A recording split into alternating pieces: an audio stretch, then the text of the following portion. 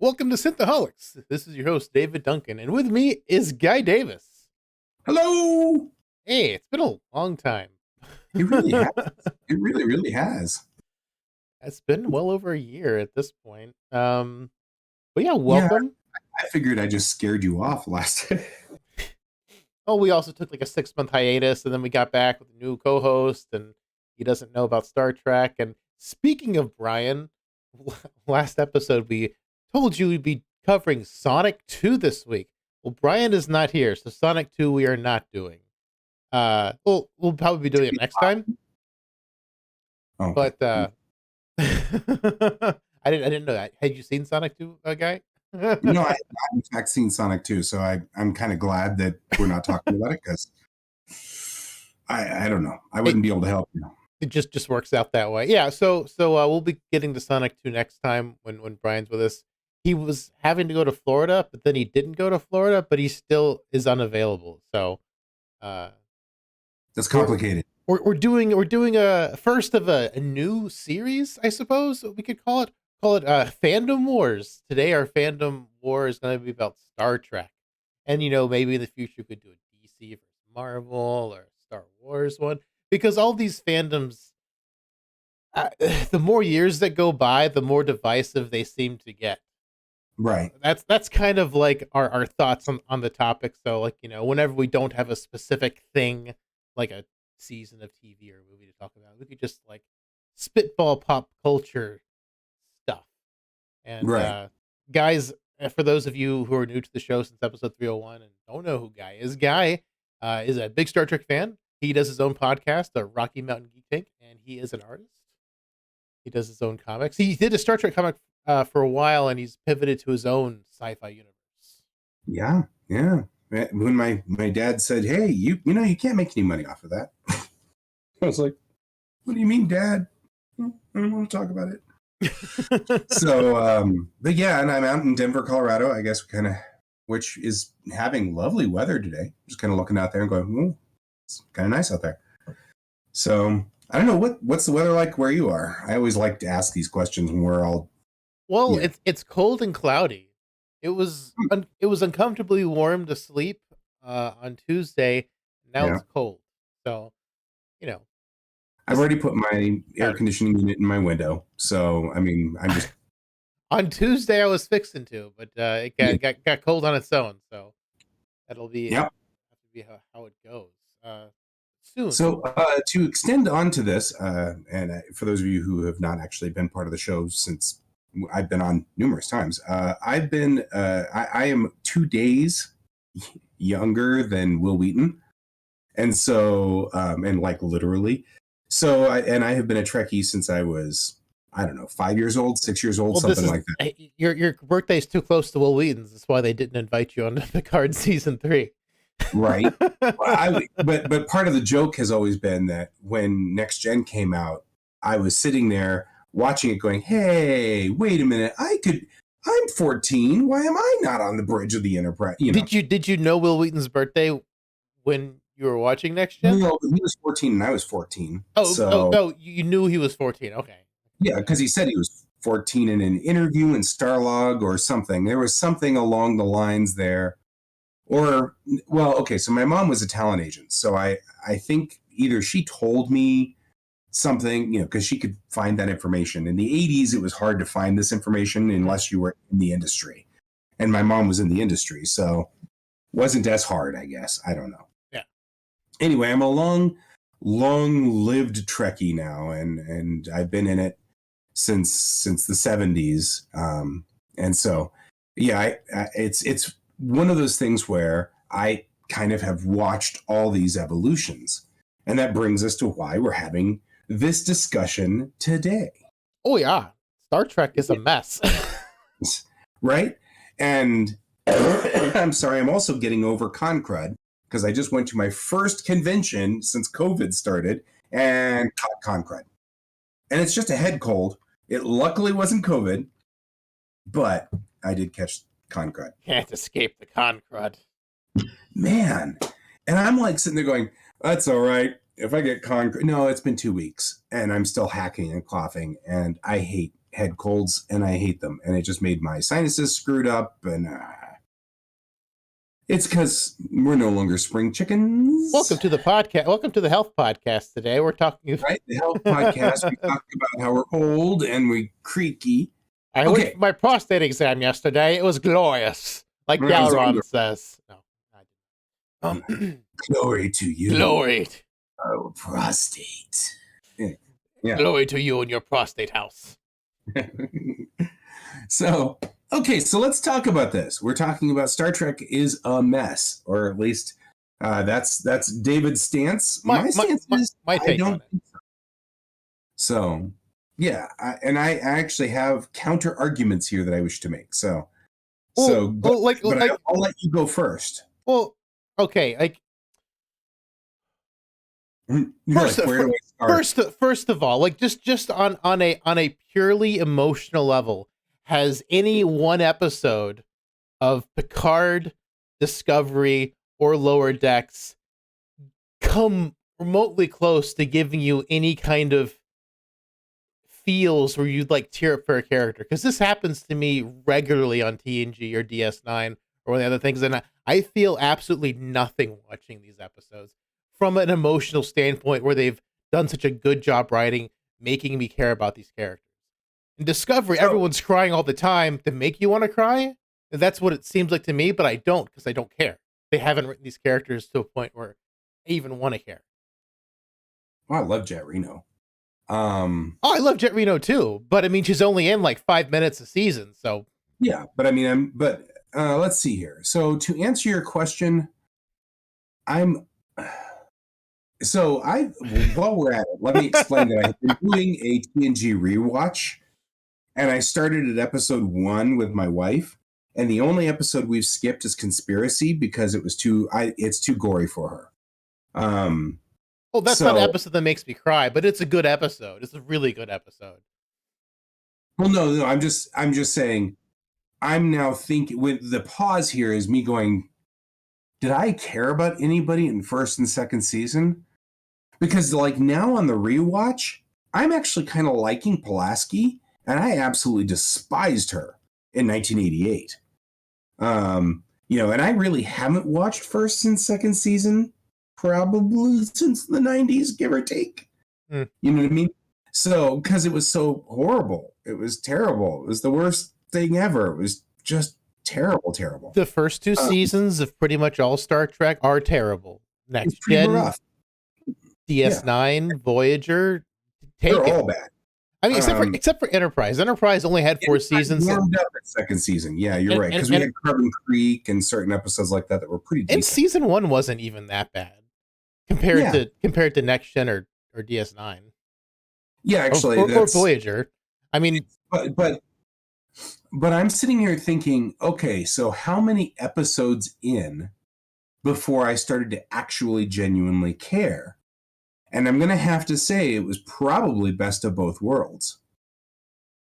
So we have to remember that, relatively speaking, Best of Both Worlds was episodes 67 and 68. And we aren't at 67 or 68 of Discovery yet. And we're nowhere near 67 or 68 of Picard. We're certainly nowhere near 67 or 68 in Lower Decks. But the thing is, though, there are episodes that have characters we've never met before, like Lower Decks. Speaking of Lower Decks, the TNG episode of Lower Decks, pretty much an entirely new cast comes on for that show, and that episode moves me considerably. Also, Luxana Troy is not on that many episodes, and we just watched the episode where, like, her daughter. But I love Mary Mudd. I love Mary Mudd. Like, Magic to Make the Sanest Man, I felt was amazing. It was a great episode. It was a great episode of Star Trek. It was the only standalone episode of any of the new series. Oh, I wouldn't say that. I actually thought that Monsters was really good. And James Calais did an amazing job of bending. By the way, spoilers for Picard. We're going to do spoilers for every single Star Trek ever. Nothing is safe on Synthaholics. You are caught up to literally last Thursday. I haven't seen Monsters yet, but I have seen a clip from Monsters, which which I, made me extremely angry. you saw what? I haven't seen Monsters yet, but I have seen a clip from Monsters, which made me extremely angry. I wouldn't judge it. So Well, I'm gonna. Well, I have to. It's where Picard's father says, "At least I kept my hair." Well, did you watch Tapestry? Because you were very bald in Tapestry. Like, if they would have just not put that line in about the hair, it's an earlier version of Picard's father where he didn't go bald yet. But it seems like this is like wrong, factually inaccurate. I don't know. So it wouldn't be so funny, except to me that was particularly funny because, well, funny and bittersweet. There was a moment I went gray in my 20s. And I remember sitting around my grandmother's table with my dad. And my dad just kind of looked over at me and he goes, "When did I have a son that has gray hair?" Like that. I mean, that was just like Yeah. his left hook out of nowhere. And my dad was a sweet guy. I mean, like, he wasn't a mean man. It wasn't intentional. He wasn't trying to be mean, but yeah, when that line came up, I was like, yeah, my dad would have said the same thing. You know, it's just like, I know because my dad did say the same thing. I haven't gone bald yet, but I definitely went gray at 28 or 27, something like that. So, and I went almost all gray. I've been gray more years than I haven't now Yeah. in my life. And that's just the nature of it. But my dad had to make a snark about it. And what was so funny is at the time that he made that, his hair was kind of like yours with just a little bit of gray. Like, he was a very dark haired guy. I was a blonde. Yeah. So it didn't really change much when my hair went gray. But he was dark, black hair. And so he had just these streaks that looked so nice of gray. It only took another, I don't know, 5-10 years, and he was silver like me. And I was like, yep. So there. there it goes. There it goes, old Silva.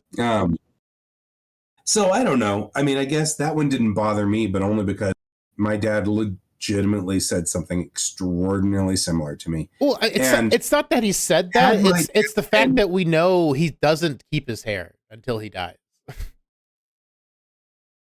So in my memory, that moment stands out to me, even though my dad went silver too. I mean, it still stands out in my memory because he was being snarky and stupid. And, you know, my dad had moments. Everybody has moments. We're all human. So, I don't know. I don't know why that bothers you. I guess I'm not reading that the same way as you did. I don't know. Well, it's just Which is fine. It's a he's seeing his older son, and Picard could have been like, "You went bald. I've seen you gone bald." Like, but I mean, like, if they didn't throw that line in, it would have been fine, I guess, if it's just a different interpretation of his father. I mean, James Callis has a glorious head of hair, but it doesn't mean Picard's dad had a glorious head of hair. No, I mean, you know, we've got a lot of, and the actor we know he who didn't. played And we know he didn't. Long since dead. Well, I know you can't bring back the same actor, but you can find someone who kind of looks like him. He didn't look all that special. I'm sure there's lots of crotchety old men that kind of look like him. Probably. I mean, like, played that part. You shave the middle of your head to look like Picard. Hey, be on Star Trek? I'd have done it. You be on Star Trek? Yeah, we'll get the razor. Yeah, I'll do it. Yeah, sure, whatever. Yeah. But yeah, James Callis. I mean, I love James Callis. I just wish he would have got a different part other than Picard's father. I love Baltar from Battlestar Galactica. Yeah, well, what's so funny is that episode started, and my wife sitting next to me, she was like, "Is that Bashir?" And I'm like, "No, that's Baltar." And she's like, "Oh, like, I don't trust him." You know, like, instantly. That was awesome. Mostly because the episode is brilliantly set up. That episode's really well done, and I haven't seen it yet, but I'm worried about it, honestly, because Picard is a Soong type robot. Why is any of his organs robot any more than 7 of 9's a Borg? Yes, he is. No, they're humans. No, he's not. I mean, Well, I guess really we haven't confirmed it. We have confirmed it. Q said you have the synthetic body in this universe because of Gul Dukat. Second episode. Oh, that's right. You're right. Okay. So, like, there's no way 20th century medicine should be able to read anything about him. Even in TNG, they gave up sending data to Beverly, and it was just Geordi doing maintenance on him. Like, this is, like, absolutely stupid. Like, that's my problem with a lot of the new Star Trek, is they just do, like, just some of the dumbest things. Like, Picard should have crumpled Soong's car by Soong running into him. Like, if he's, like, built like Data or strong, I mean, like, listen, that was actually specifically said in the end of season. So, okay, I wanted to make a case for the fact that I think there's a certain group of us that will always not like the newest shows. I know this because I was in that group. So I absolutely despised TNG. And in fact, there are episodes of TNG that in the 90s, I went back and I'm like, I don't even remember this episode, because like I hadn't seen them. I just stopped watching. One of my favorite stories was that my mom used to call me when TV shows were doing weird things that she didn't understand. As a person who was a producer and a talent agent, and she was often on set and she was often in movies, she got fascinated in the 90s when technology started to get wild and woolly and got really strange. And so she would often call me and ask me, how in the world did they do that? What was the episode where Riker was accused of murder? And it was that they recreated the entire scene on the holodeck. Yeah. That was a good episode. Behind himself. That was a great... Well, that was a great episode using the holodeck. I wish they would use a holodeck more creatively like that, instead of like, oh, it's gone wrong, it's taken over the ship. Yeah. But I had stopped watching DS9. Just completely stopped watching DS9. I was like, I'm over it. And then one day my mom calls and goes, how did they do that? And I'm like, how did they do what, Mom? And she goes, wait a minute, you're not watching Star Trek? Can I write this down? And I'm like, okay, yeah. Go make fun. Okay, now what are you talking about? And she's like, I just saw Cisco and Dax walking behind Kirk and Spock. How did that happen? And she was watching Trials and Tribulations. That's a fourth season episode. Given up in second season. Well, second season, to be fair, wasn't very good. We've established that the first couple seasons horrible. Were not great. The point that I was getting at was I hadn't even watched third season DS9 or even fourth season DS9. You know what I mean? Like and then I went back to watch Trials and Tribulations to see what the heck Mom was talking about, and started watching from there on, and then had to go back and backfill. But because I love you so much, I have gone and found posts from the 90s and from 2000, and I'm going to read some of them. Right? So this is from December 3rd, 1990. And it was somebody posting out there and says, here in the UK, we finally got to see Justice, the episode in which some people thought it would be banned because there were half-naked people. A matter of fact, I'm fairly sure that one woman sitting by what looked like a swimming pool was more than half naked. Just in case someone is even further behind schedule than the UK, spoilers for Justice follow. I'm going to give you spoilers now for literally a season 1 episode. Oh my God. I think the episode should be banned because of the disappointment it caused. Wesley was condemned to death and they didn't carry out the sentence. What I found puzzling was Picard's frequent reference to the Prime Directive as an excuse not to save Wesley. The Prime Directive is the one which says they aren't supposed to mess around with non-starfaring cultures, isn't it? Which means the Prime Directive was violated the moment someone beamed down. It was violated even more when the woman beamed up to identify the alien ship. Was Picard simply trying to find a way to get rid of Wesley? Well, that's completely right. I mean, there's Absolutely right. there's Just an horrible, cringy episode. yeah, I'm not saying there weren't horrible, cringy episodes in all of Star Trek, but No. the thing is, there's fewer episodes now, so they have fewer episodes to shine, and they have even more cringy episodes. But you like Unification, right?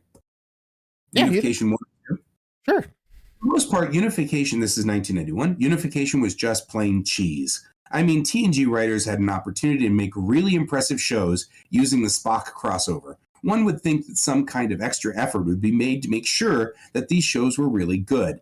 But it just didn't happen. There were just plain too many cheesy scenes in these shows to let them really be good. For example, a whole scene with a fat Ferengi. This scene is part of a supposedly important plot point. And what it comes down to is that Riker gets the information he needs by manhandling this person. Not a very original or interesting. Cheesy. The scene in which Pardek is revealed to be the traitor. This scene doesn't even make sense. From all the character descriptions of Pardek that we've gotten, there's just no way I would believe that he'd be a traitor. It doesn't gain anything through it, and it's and he had so much to gain from Unification. Also, the acting in this scene was really bad. Pardek's attempt to cover himself seemed really fake, cheesy. The explosion of the ship in the junkyard reminded me of a cheesy 70s action movie in which car crashes and everyone runs away screaming, "She's gonna blow!" It seems like the writers just figured that since they were going to have Spock, they didn't need to come up with a quality script. This is too bad, because I was really hoping these shows would lift TNG out of a slumping season. I guess not. The only good points from these episodes comes from humorous scenes, i.e. Picard trying to sleep, Worf singing, etc. While these scenes were indeed good, you don't need to watch Star Trek to see humor. Most people watch Star Trek for its unique qualities. And humor can be found at most sitcoms. So there you go. Somebody from 1991. Well, again, he's not particularly, he's not wrong. I mean, there's lots of issues with the Unification because the Riker subplot didn't do anything for the plot really at all. It was filler, and TNG had a really bad problem with that, where their B plots were just thrown in there. Actually, some DS9 B plots were just thrown in there for no reason. And then in the episode where Odo marries Loxana, that was the B plot. It was better than the A plot. So I mean, Right. so you've got there's always been weird stuff, but again, like with the old school Star Trek, there are so many more episodes per season, so they can do more throwaway episodes. Right. For a shorter season, the quality should be higher than it is. Well, first of all, we are giving very little slack for them being really under horrible restrictions for COVID. So even though I do grant, even before COVID, it wasn't. Well, but granted, that's what I'm saying. you're on your first two seasons, which are the shaky one. But if you're talking about, like, one of the biggest ongoing complaints that I have heard is about Discovery not developing its secondary characters. They actually apparently have a standing rule to not do that. I don't know what that's about. I have heard rumors of it, but that could be also the people who doom wish on Discovery, just trying to find some good reason to hate on it. But if you think about Discovery and then say, well, they haven't developed any of the other characters, well, that's also not fair in the same token. Because when you do have 26 episodes a season, you can waste 20 minutes on Wesley's coffee selection choices. Whereas when you have 10 episodes a season, you can't. So you have to judge that one on how many episodes we've had so far, which is only 46. And 46 episodes puts it at the end of season 2 of TNG. So how much character development? But the thing is, it's never going to reach the number of episodes of TNG. Mm-hmm.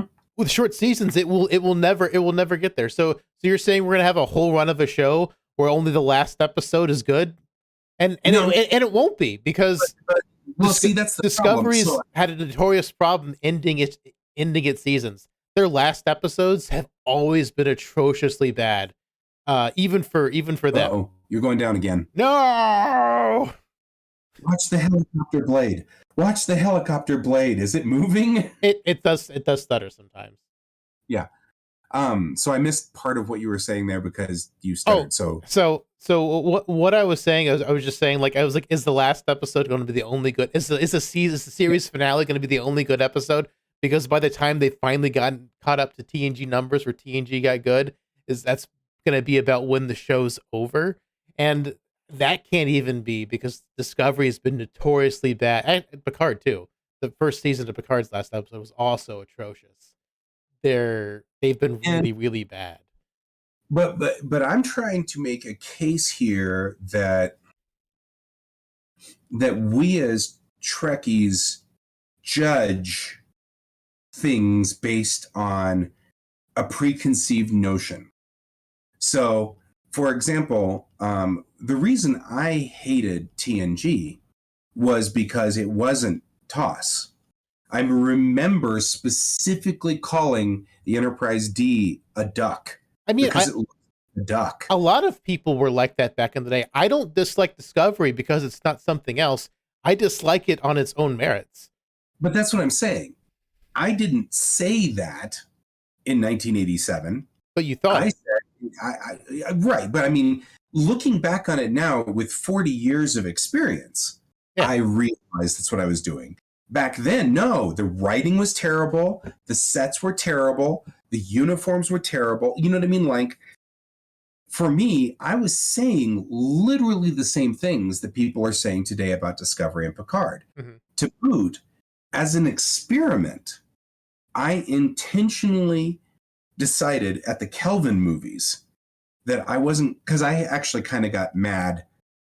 Enterprise should have been a cool thing, and it wasn't for me.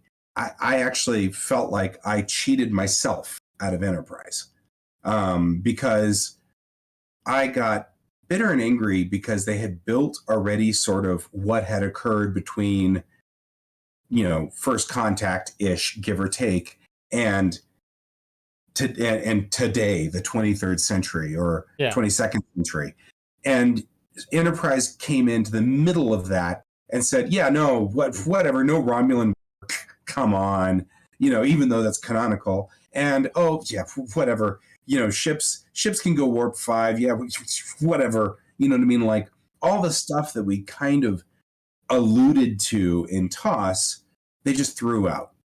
And I got so aggravated at them screwing up canon that I felt like I cheated myself out of Enterprise. I spent the entire run of Enterprise railing against Enterprise, hating every last bit of it. Now I look back on Enterprise and watch it as sort of a comfort food. Were you watching it? Were you watching it, or you just didn't? Yeah, I was watching every episode and hating every episode and posting online about my. In fact, I came across some of my posts while I was out there hunting around for fodder for this episode. Yeah. I came across some of my own posts and went, well, that's shameful. I'm not going to even tell you what my username was back then because I don't want you and tying them to me because they're so terrible. Yeah. But it's one of those things where my theory here is this is nothing bad against anybody. My theory is, because I was the same one. I was literally the same one. But when Discovery came up, well, first of all, the Kelvin timeline came up, goodness, we have Star Trek again. Because, of course, they canceled Star Trek in 2005, and Berman was sitting there saying, it's fatigue.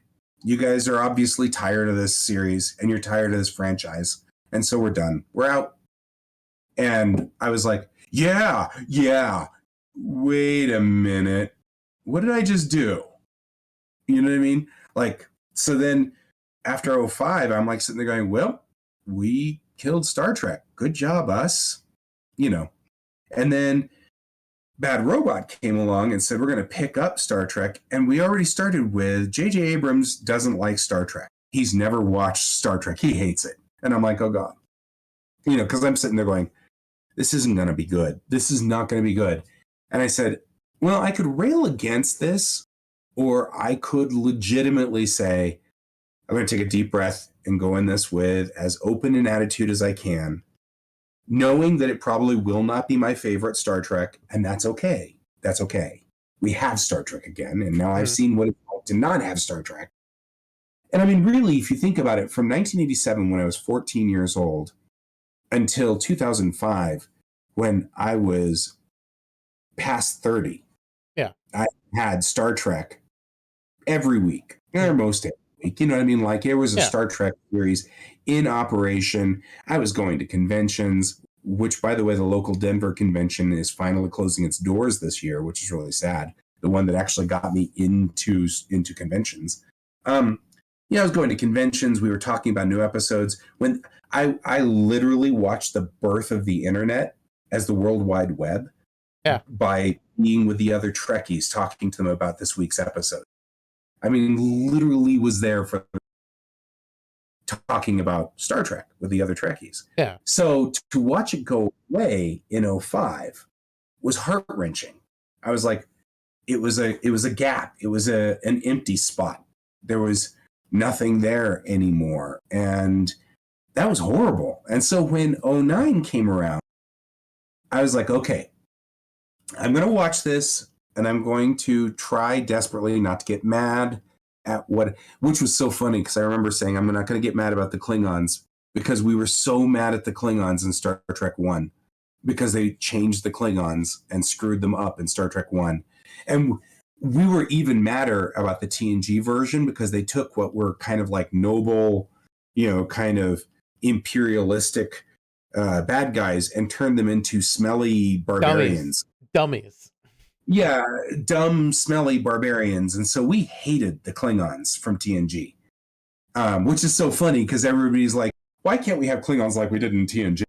And I'm like, we literally hated the Klingon. We hated them. We railed against them. I loved TNG Klingon. Although I was a child going from TOS to TNG, so I loved the Klingons. Mm-hmm. I was a teenager and hated everything because I was a teenager. So there's that. Yeah, I was like 6 or 7. I was eating Cheerios and collecting the proof of purchase so I can get my metal Enterprise D with the saucer separation. All I got was the stickers. No, I got the cool die cast. We had enough to get 2 of them. We ate a lot of Cheerios. We got 2 of the die cast metal Enterprises. They were great. Wait. Are we talking about this guy? Right? Maybe. Are we talking about this guy? Yeah. Okay. I had 2 of those. I had 2 of those when I was a kid. They broke. I got one. Oh, yeah. I have 0 now. They broke. There's a little plastic tab here. Yeah. And I had a friend come over like 3 weeks ago, and he's like, yank, pull. And I'm like, Jesus, man, don't do that. That thing is freaking ancient. Yeah, it's old. I was a wee lad when they made those things. Yeah. And now it's a little loose. It hasn't been loose until he did that. And I'm like, thanks. Yeah, the 2 metal clips that hung onto it broke when I was a kid. I took it apart too many times, probably. Yeah, the plastic tab was the first thing. It's already loose on that one. Yeah. I may have to print a new plastic tab. We'll have to see. But anyway, the long and the short of this whole thing. Go ahead. Oh, wait. I was going to say, the long and the short of this was, I went into 2009, and it wasn't bad. I mean, I had moments of, okay, so he's watching Vulcan blow up from a planet that's literally light years away. But okay, I'll just roll with this. And it wasn't literally light years away. It was within the same solar system because the planet was so big. Well, that's what I was saying. I was like, Delta Vega is literally somewhere else. Well, it had to be a different Delta Vega because it looked nothing like Delta Vega that we knew. Right. Well, so anyway, the point I wasn't trying to get to was to make, going ahead and start nitpicking 2009. And we don't talk about that middle movie because even my cheery disposition didn't make that middle movie survive. But I didn't mind Beyond. Beyond wasn't bad. Beyond was the best of the 3, honestly. I actually like 2009 and I like Beyond. I like Beyond a whole lot more than I like 2009. I didn't hate Into Darkness, but I also completely read a scene-by-scene breakdown before seeing the movie, so I could just let the movie wash over me, and I already knew everything that was going to happen, so I didn't have anything to get mad about. because I spoiled it for myself.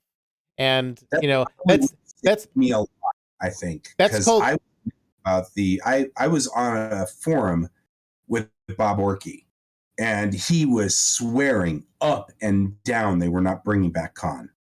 And I mean, they all were, and it was the dumbest thing. Like J.J. Abrams' mystery box, and which is a problem with Kurtzman too. Kurtzman adopts that mystery box thing, which is also why the seasons were so bad. Like the Kelpians screaming, blowing up the dilithium.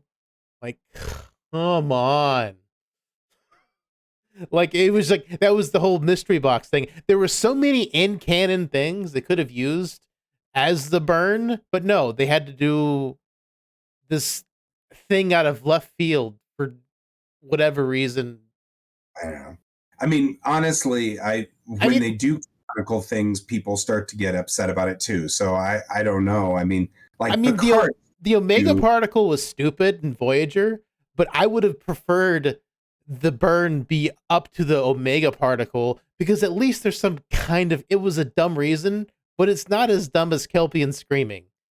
Right. We could have had all kinds of stuff. I mean, there are definitely, I mean, by the way, even though I am definitely a fan of Discovery, Picard, Lower Decks, doesn't mean I don't like Lower Decks. I like Lower Decks a lot, except when they throw in, there's a couple weird times where they've kind of like when they mentioned Section 31 in the season 1, I'm like, they should know. They're in the era when no one knows about Section 31. I mean, theoretically, no era should know about Section 31, but well, no, they were after Deep Space Nine. So I mean, like, I guess, but I mean, like, how would you know a Section 31 swagger? I mean, like, they were still secret enough that nobody knew about them. You know what I mean? Like, Bashir could have told, but I mean, like, was Bashir like going out and walking like Sloane? I mean, like, I doubt it. No, but it was a cute line. Well, and there are a lot of things that I've noticed that. So I'm of two minds of things. First of all, like, because there's the infamous, if Guinan doesn't know about Card, then how does Punk know about Spock, right? Argument. And the showrunner has come on, and first of all, that showrunner that's running the show, Terry Metzis, I can't remember. He actually is a hardcore old school Trekkie. So he's like Manny Koto, who came in and rescued 4th season of Enterprise. He's making references to TOS. He's making references to TNG. He's making references all over the place, which is great. And it's like Mike McMahon, who's definitely a Trekkie of essence, of epic. Listening to the Pod Collective is a funny thing because it's run by Tawny Newsome, and so she talks all the time about how she's a Trekkie and Mike's a Trekkie, but like Boimler, Jack Quaid. Jack Quaid is not. He's not a Trekkie. He doesn't know anything about this. He's open to it. Yeah. But he has no clue what the hell he's talking about. And so they're always constantly like, no, you don't understand. Okay, so there was once this time where Picard had to do this thing, and they have to like give him this entire story so that he understands the one joke he just fired off. Because he's got no clue. Mike and Tawny are always constantly telling him all about the backstory behind what this joke meant. What this joke is, and that's hysterical. They actually had Jack on the Pod Collective, and he's like, I wouldn't know anything if it wasn't for you two. It's so great having you two there because you guys like explain the whole thing, and like I get all the backstory. I understand what's going on. I understand why Boimler's doing what he's doing, and it's great listening to that stuff. That's why I like. I love Lower Decks. It's the only of the, even though it's a weird, odd comedy, it's the only Star Trek show that still has a feeling of Star Trek in it. And they're shorter episodes, and they're doing more character development with other characters than Discovery is doing. Right. Well, Discovery is Discovery's moving in a different way. Although they've been hinting that the next season they're going to move more towards Strange New Worlds, Lower Decks, and have more encapsulated episodes. There's so much storytelling and fun stories they could do with the spore drive. Let's go back to the Delta Quadrant. Let's go see what the founders are up to in the Gamma Quadrant. They could do anything they want to with this, and they're doing the worst things possible. Well, that was what I was going to say. The thing that really bothered me, if you want to talk about things that bothered me, was them dropping the spore drive was killing the aliens that were in the mycelial network storyline. Oh. That was from a swap. The writer's room swapped out. And that, by the way, has plagued every show. And in fact, that's my theory of why Star Trek sucks for its first 2 seasons. Well, yeah, the first season had a 3 writer's room changeover, and the second one had at least 2. Right. Well, that's what I'm saying is like what happens is the suits are watching very carefully during the first and second season. And so when they do, they like, oh, the Trekkies hate this. Fire everybody. Start over.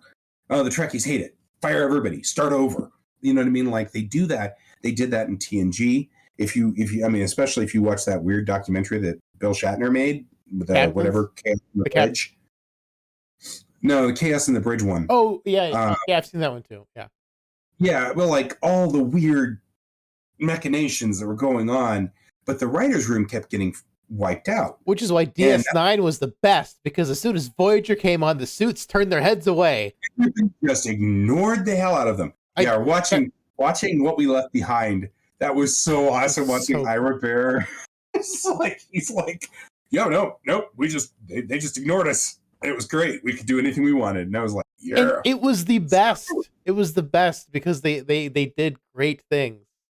And that's my theory. That's my theory on what happens with Star Trek. As long as it's flagship, as long as it's way out there and everybody's freaked out, you have 62,000 people in suits who have never seen an episode of Star Trek and don't care. All they care about is that they have seen that it's gotten a -26 in Rotten Tomatoes.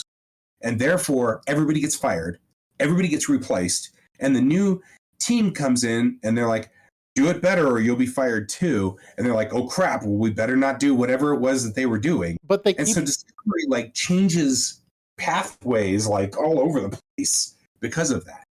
But so does Picard in a lot of ways. You see the same thing happening with Picard. Picard season 1 was near unwatchable because there was no consistent story. Every episode was like a side quest. It didn't have anything to do with the main story. It was awful. Season 2's been more watchable in the fact that everything's kind of leading up, except for like, I haven't seen Monsters yet, but Picard being sick from, even though he's an android. You're right. It's really dumb, and like they're starting to get off the rails now with that. But up until this point, it was more or less, fine. But again, going back to that, has any of the episodes made you tear up and cry? Has they made you care from the writing? A second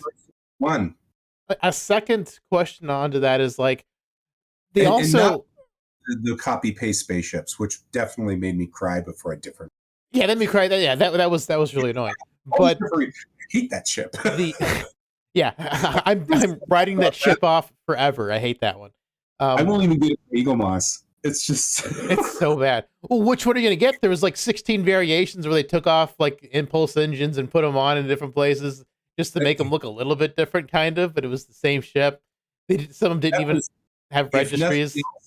The first episode with Stargazer was a definite apology, and they were open about it, and they were blatant. It was beautiful. Like, everything because we're sorry. We're sorry about that last episode. They did it beautiful. Actually, seeing classic Star Trek ships and a new one, man, that was beautiful. I love how it had like it had the Reliant style like impulse manifolds on top of the saucer, which was really cool. I was like, whoa, this got 2 of them. They had Akira classes. This is my favorite ship, man. Yeah, they did some great stuff, but anyway, Picard it's starting to get off the rails now with them like going on this side questy stuff when there's only a couple episodes. Like, we should get more John Delancey's Q. Like, what's going on with that? And then they didn't introduce Brent Spiner's bad guy to the last episode, which is like really weird. Like, the pacing is really weird with this show. Well, I think we're going to find the pacing of all of these shows feels different and strange because it's one episode. It's a 10-hour episode. And so we're getting okay, so let me back up a second. I've been working, obviously, on my own comics and stuff like that, and learning a lot about writing and pacing and how you do like what's called a classic 3-act structure, which is the way that every story has been written effectively since like the Greeks. So it's a classic thing. You have, here is the thing that occurs, then they almost solve it, but something goes wrong, then they solve it. And that's like the way that we always do every story. Yeah. So when you have it stretched out over 10 episodes, you're going to see impact in like episode 1 and then nothing until episode 5. And that'll be the see in a single episode. It's just we would see that before the commercial break. Yeah. Whereas now we're seeing it in episode 5, which is one of the reasons why it's difficult to do these stories in long form.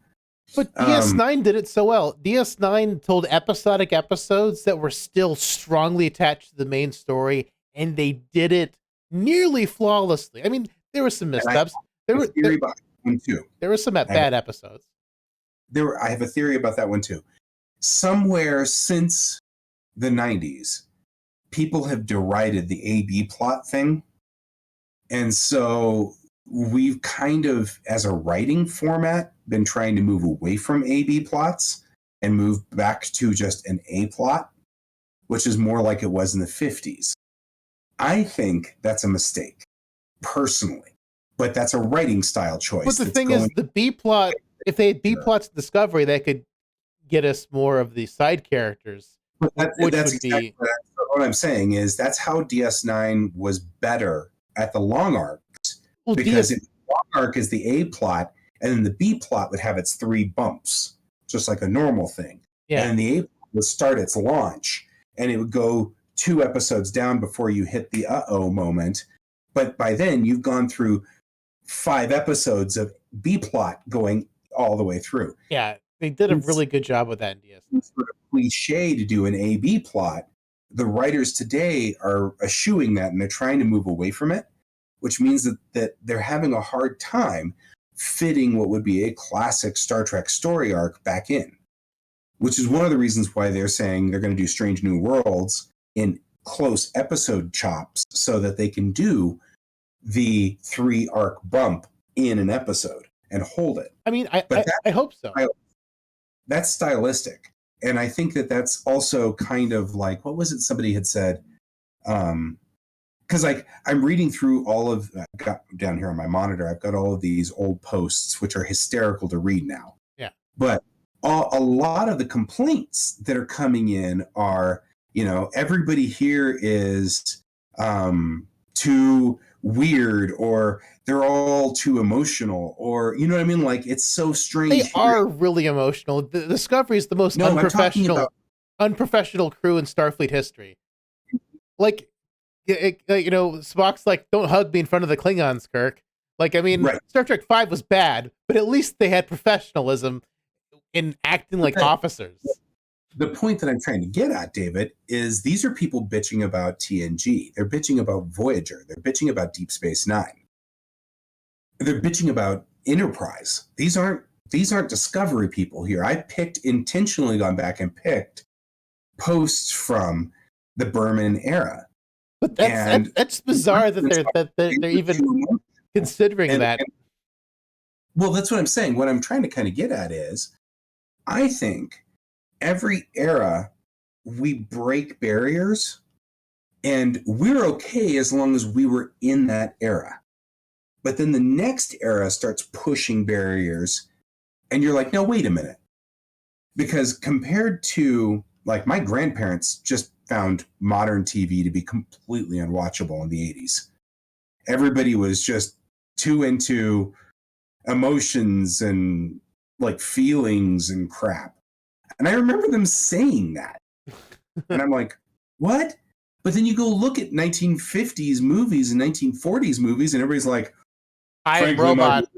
I don't give a damn. And like, It was, everybody was closed and everybody was completely, Yeah. isolated. The women would cry and the men would stand there and laugh at them. And, it was like, yeah. I mean, like, culturally speaking, the 40s and the 50s, people just look like robots. I mean, yeah, they did. They all acted like robots back. There was no real emotion. There was no feeling. There was nothing. So my thought is, everybody talks about how everybody's crying in Discovery. First of all, I find that one to be particularly humorous because we actually, when that started coming out, I started counting the number of times that I saw people cry. And it actually was like we had 3 times in season 4 total for any character ever. And one of them was Book, who died, whose planet exploded. So I sort of give him props for that. You know what I mean? He can cry over his planet blowing up. I'm okay with that. I cry over Princess Leia didn't cry over her planet blowing up. No, I love the fact she's a real woman. Right? But Luke was all sad because his wizard dude died. Yeah. Luke cries over one person and Leia cries over the entire planet. But I cry over it wasn't really her planet. She wasn't really born there, so she doesn't really care. It's fine. He wasn't born there. Technically wasn't her father. Technically wasn't her people. Yeah, it's fine. I don't have to cry about that. Right.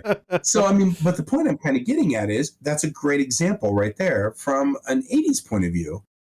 We wouldn't have cried over planets blowing up. But realistically, I would cry if Earth got blown up. I'd probably be pretty bitter about that.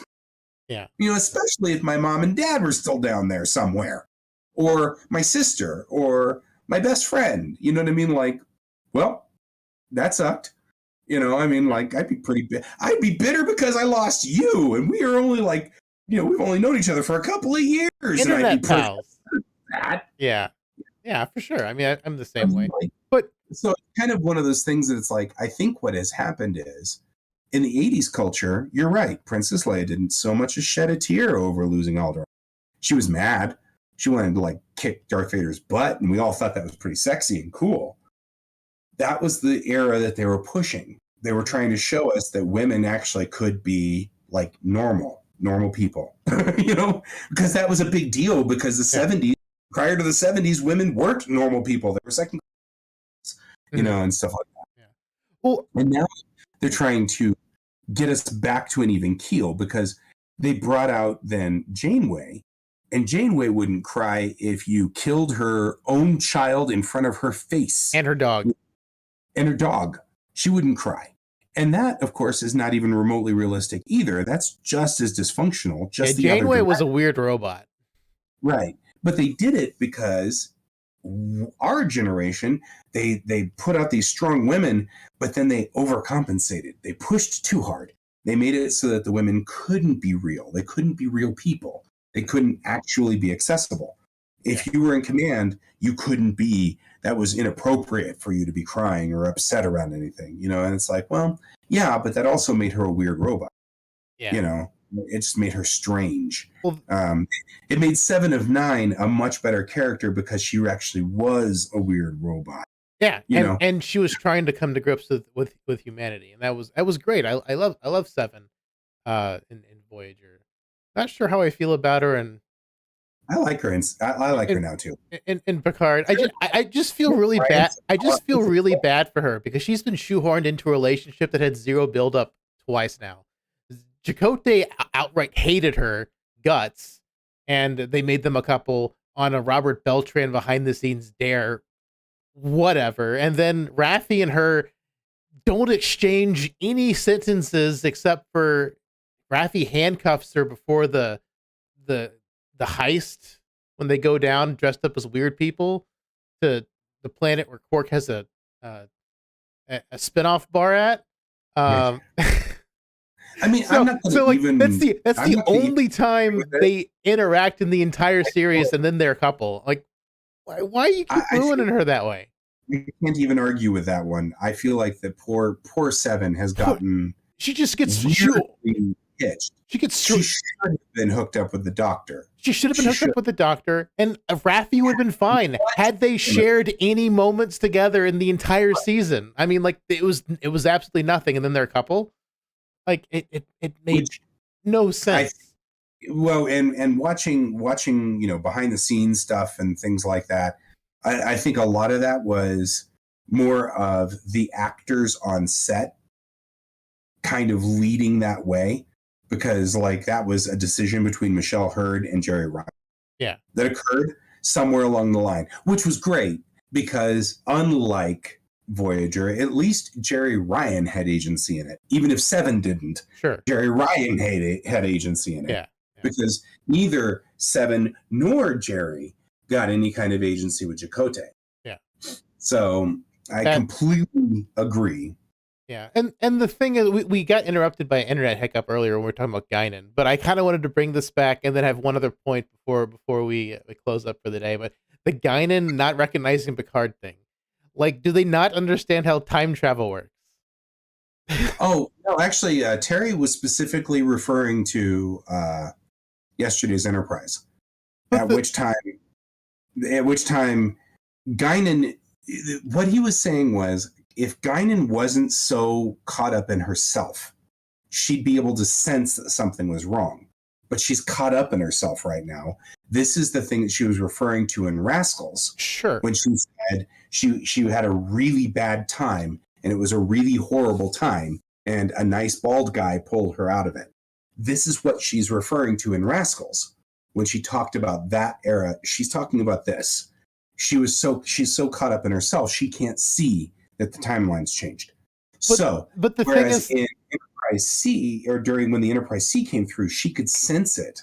Yeah. But the timeline changed and everything changed, and all the stuff that happened didn't happen. For example, there was no Skin of Evil, so we got Tasha Yar back. Mm-hmm. But we also lost Worf. Yada yada yada. All those things happen. But the thing is with the way the time travel should theoretically work. So they're in the bad timeline, which is their timeline with a single change made in the past. What Q and the Borg Queen said. There's a single change made that makes the evil timeline happen. So if you go back in time before said thing happens with the intentions of stopping it, and they will because they're the good guys, and the good guys end up stopping it unless this somehow trails into season 3. But theoretically, the season will resolve with them stopping whatever happened. So the evil timeline will never have existed. Right. So they're in their timeline, because that for their timeline to exist, they would have had to come back in time to make their timeline exist. So she should have recognized them from the 1800s, and that's what people are. Right, but except that wouldn't have happened, because it would have happened. The Time's Arrow is an affectation of the 24th century. It's not an affectation of the 1800s. But that future is still going to happen, because they're there to stop that from happening. The change to the evil universe. That's what I'm saying, is that had to have occurred in the 21st century in order for it to have happened in the 19th century. But it did, and it's going to, because they are in their timeline. I believe that Janeway had great comments about what we're discussing right now. She hates the temporal prime directive. Yeah, all of them involved needing an analgesic because she needed something for her headache that she was developing for this discussion right here. But it makes so much sense. If they're preventing the evil timeline from happening, then the 24th century did happen because Picard is alive. Therefore, she would remember them. And they shouldn't need to go back, and you get killing your own grandfather. But they had to go back because they came from the one universe, and they know Q's making the change to make their universe not exist. But if they're before the timeline splits to that evil timeline, and they're going to stop it, then that other timeline won't happen. The 24th century timeline did happen. Therefore, Guinan would have met him. And I bring this up because I've seen so many people bring it up online, and so many people are so absolutely mean and vicious to these people who are referencing Time Zero, when it seems like the writers haven't seen Time Zero based on the way they did. Definitely, and they're referring to Time Zero and Rascals. So it's not just Time Zero. They're referencing an episode that most people consider very obscure. I think they're forgetting Time Zero. I mean, they might be No, they referencing didn't Rascal. Time Zero at all. It Because feels like they did. I get that, but so okay, so have you been reading? I guess you're not following Terry on Twitter, but Terry I'm and not super Akiva, active on Twitter. yeah, Terry and Akiva have been talking on Twitter. Akiva being the showrunner for all of the new shows. Mhm. So there's Kurtzman, who's the executive producer. Then there's Akiva, who's running all of the shows, sort of as an overview. That's scary because Terry is in charge of just Picard. Yeah. So that's the hierarchy of things. Sure. Anyway, Akiva's generally in the writer's room with Terry. And they've been talking about how, they're having a real problem right now because theoretically World War III has already occurred. And Khan has left. And Khan had 1/4 of the world. And Spock will have known about Khan, but then somehow doesn't know about Khan in Space Seed. And they're having real problems right now squaring all of these things away because we're literally traveling through that time right now and none of it is happening. So they're having real issues with that. And Akiva's like, we talk about this endlessly. In fact, at some point in time, I have to tell people to stop talking because we've gone for 4 or 5 hours in circles. So he had said that they had been talking about Time's Arrow and how it affected this. And what they settled on was that it's like yesterday's Enterprise, in that the timeline splits and everything has changed. And until it's fixed, you're in an alternate world where there was no 24th century Picard, and therefore there was nobody in the 18th century to talk to Guinan, and therefore Guinan never met Picard. When they fix it, she will remember him again because that moment occurred, and will have the timeline will be repaired, just like Tasha disappearing. But the timeline's not broken yet because Q hasn't done his thing. Well, that's the thing. It's the thing. It's that it hasn't happened yet, and they're there to stop it from happening. I actually believe firmly, and this is speculation, I believe something is wrong with Q, and especially my dad said the same thing. Q seems off, and because he hit Picard, I'm like, no, he just picked stuff up from Cisco. Cisco hit him, and now Q's hitting back. I'm talking about when John Delancey was on Ready Room. Yeah. It was like episode 2 of Ready Room. He said, this time, this Q is different. And he said, I'm trying to remember all the words. He said something to the effect of, this time, he's trying to be helpful. He was always trying to be helpful. But he's not being mischievous.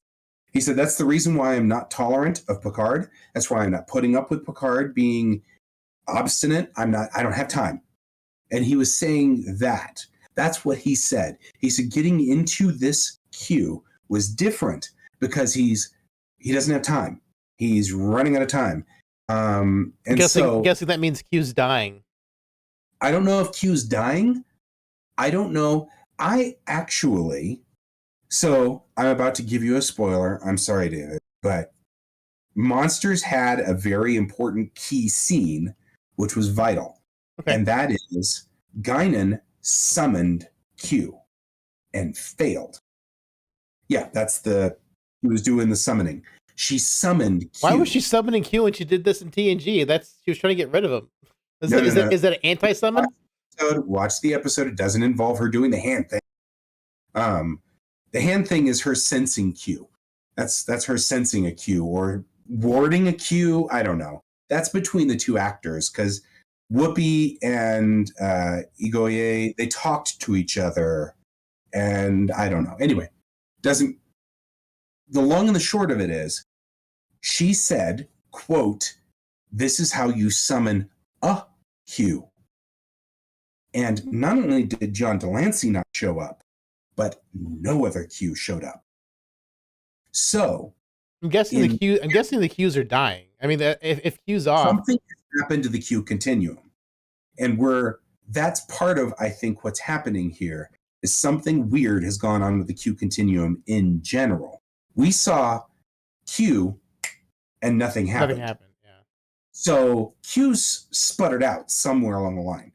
Now, it's entirely plausible that Q is about to walk into Guinan's bar in like 6 episodes going, I had to walk the whole way because I couldn't actually teleport myself. You know, who knows what'll happen. But the point is, Guinan said a Q, not Q. She said a Q. And the whole thing bless you. was about the, thank you. The whole thing was about Ellurians and the Q having an entire truce set up hundreds of thousands of years ago, and yada, yada, yada. That's why she knows about the Q and knows what's going on, because the 2 races actually had a pact. So she was trying to summon any Q and failed. So something's wrong. Something's wrong with the Q.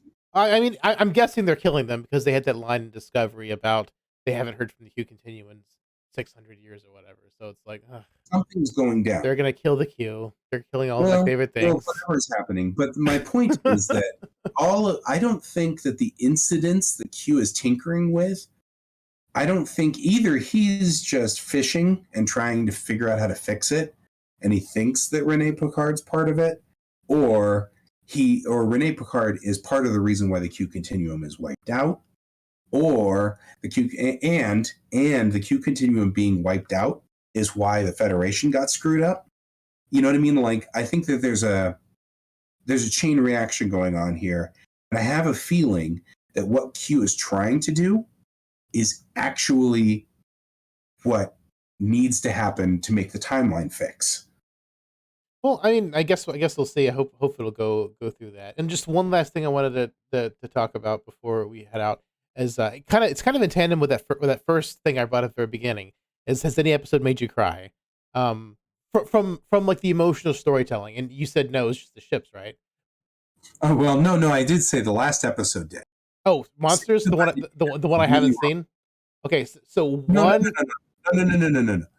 I'm talking about the last episode of first season, Picard. Okay, saying goodbye to Rita. That was very emotional, and it made me upset. I actually really loved Nepenthe, and it was very sad to hear about what happened to Thaddeus. And so that actually, I didn't tear up per se, but I'm not a tear up sort of guy. But I was emotionally moved by it. But that's what I mean. Like, emotionally, tear up, emotionally moved. But I mean, that's what I'm saying. Like, nothing in the news shows have done that, and it happens all over the time. Okay. In older Star Trek, I was very moved by the first episode of season 4 for Book. I felt for Book, really felt for Book. I was not ecstatic with the Deus Ex Machina that occurred in the last episode of season 4 of Discovery. However, it was well telegraphed, so I didn't feel so bad because, like, I saw it a mile away. Yeah, my kid didn't catch it because he's like, "Wait, I don't get it." And I was like, well, no. I actually saw this. I know exactly what's going on. They intercepted the transporter beam. So I got that. Yeah. But it, as far as like emotionally, like, I'm trying to think of all the episodes which have been very emotional in the newer series. Of course, obviously every episode of Lower Decks makes me laugh. Yeah, Lower Decks probably isn't going to be the one to do it. But it's nothing in Picard or Discovery. Although I've got to say, I'm very concerned about Captain Freeman, and that was well done. I mean, they did that really well. They pulled a, I don't know what the hell's going to happen now. Yeah, absolutely. What's funnier is Mike McMahon talking about that and how he set it up to be like best of both worlds. Sorry. But going into what I was trying to get at, beyond, is I was saying it goes in tandem as it hasn't made you feel anything. None of the new Star Trek episodes have really set up the classic Star Trek moral dilemma and let you decide where you fall. Every episode is telling you how to feel all the time, and this is bad, and this is why it's bad. They're not giving the audience a chance to think for themselves. And that's really disappointing. Like, they're always just like, this is how it is. Like, there's no like ambiguousness. Give me an example of TNG about that. Oh, the one that comes to mind actually is an Enterprise episode, the Cogenitor episode. Okay. Or like, you know, he was doing what he thought was the right thing, what he thought was the right thing, but it kind of wasn't the right thing because it was interfering with their culture. It kind of goes into bringing the Prime Directive. But there's episodes like that where you kind of like think about it. Yeah. It's also the episode where Riker gets with the non-gendered person. That's kind of one of those episodes. Yeah, but A little bit. you're not talking about every episode. You're No, picking out there are some episodes like that, but they haven't done anything like, or you know, the face is white black episode. Original series. Yeah. I mean, like you've got episodes where like they set up a thing, and the Horta episode. I mean, like lots of episodes, like they kind of like set up a dilemma. It's like, is this the right thing to do? I mean, I'm not saying every episode's got to be like that, but we haven't gotten any of that at all in the new Star Trek. The reason I'm giving this look is because I'm actually kind of like, well, no, I can kind of see where you're coming from, but there's no they're not letting you think. Like Star Trek usually tries to get you to think at least a little bit. Story. I've had a couple of moments where I have been completely floored and spent way too much time pondering and contemplating. I absolutely loved the way that they handled the 10C. And that was, I mean, just the way that they dealt with the 10C and making that an entirely new way of communication. That was radical. That made me think. It just made me think this is like that movie Arrival. It felt like Arrival. One of the reasons why to me it was fascinating. But the thing is, they also like came up with the language way too fast. Well, yeah, they have to solve it before. They have to push the button at the last second, or the warp core explodes. I mean, we have that. Like Alex Kurtzman. I don't know. They should have met the 10C earlier, so they had more time to figure out the message or whatever. Like, because I mean, like the ticking clock would have still worked if they met the 10C earlier, because Earth is still on a collision course, and they have to figure out the language. But they just did it in episode instead of like there is 3. Anything that does kind of bother me about the writers' room series, they all really heavily on the ticking clock. So much so that I feel like they build artificial ticking clocks just so that they can have ticking clocks. It's really annoying, and they waste so much time in the first half and the middle of the series. And we had that a lot in TOS, and we laid off of it in TNG. But TOS had a lot of, I mean, like there are a couple of episodes where the chronometer is literally ticking on the screen. So clearly they're laying on the ticking clock a little bit more than as a trope. They don't need to do that as much, I don't feel. But every single season, it's always like this clock. But if you watch TOS, it's one of those things that I bet you'd find that 60 of the 79 episodes have a ticking clock of some sort in them. But I mean, that's one episode. It's to build excitement. Your 3-act structure, but this is a whole long season, and they're doing the same thing every single season. They're overusing that. However, I guess my full feeling is, you know, yeah, I've got some critiques of the new series, but looking at it, I have some critiques of TNG too, and well, I have critiques of everything. I mean, like we've always been fair whenever we talk about Star Trek. We always, like, we talk about individual episodes, we always point out the dumb, silly stuff. We love talking about McCoy walking Spock around with a thing that had literally 6 unmarked buttons. Somehow he manages to make Spock sit down and stand up. I'm like, you have 6 unmarked colored buttons. How do you do this? Yeah, I mean, there's been dumb, silly stuff in all Star Trek. It just feels to me that it's all of that in the new Trek and not enough of the stuff that I always love Star Trek. And that's kind of where I'm. Yeah, I think my general feeling, I mean, in a general feeling, I think, all of these things are not invalid. I don't think you're wrong. I just think that we have You've been through it so many times, you're sick of it. Yeah, I'm kind of like, well, and I also feel kind of like I cheated myself by being this mad at Enterprise. I spent so much time being mad at Enterprise that we only got 4 seasons of Enterprise.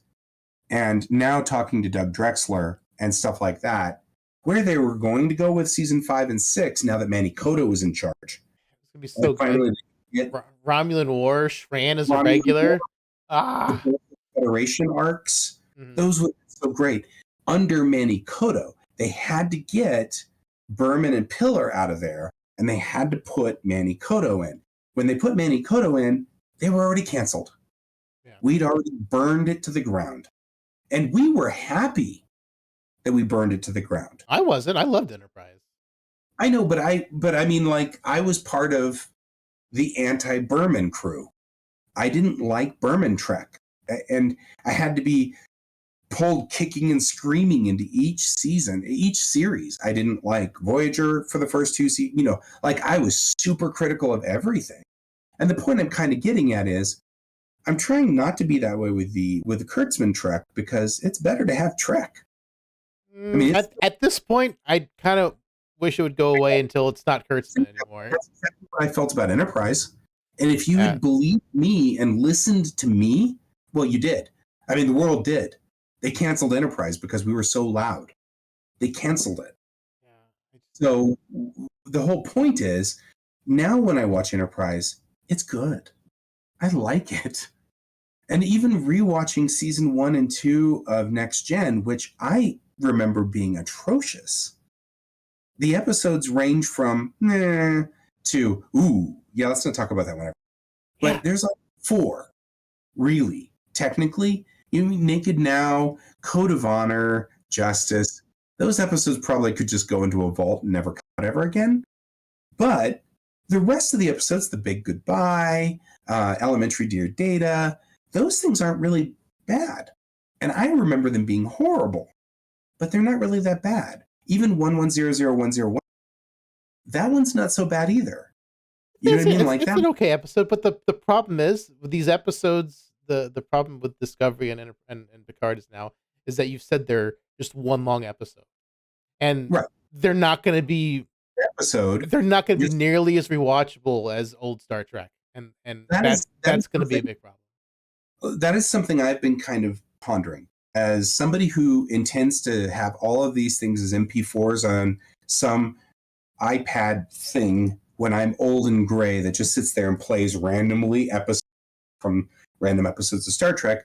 I have to admit, Discovery and Picard are going to be very difficult. It will go into a separate folder and only play in chronological order because they don't play well on their own. Because like what I've been doing is like all my DS9 episodes that are 3 episodes, I've just glued them all together into one 3-hour long episode. The Circle is just one big 3-long episode. Yeah, beginning of season 2. Yeah. Yeah, like it's like things like that. I just glued them all together, like the Vulcan's Forge saga out of Enterprise or the Augment saga out of Enterprise. It's just one big episode. And that's the way it's got to be. But even Xindi arc is a mess if you try to not, with the exception of like E2 and Twilight. And, you know, like there's a handful of one-offs, yeah. One-offs, but other than that, it's all one big, huge episode for season 3. And it's not a good episode.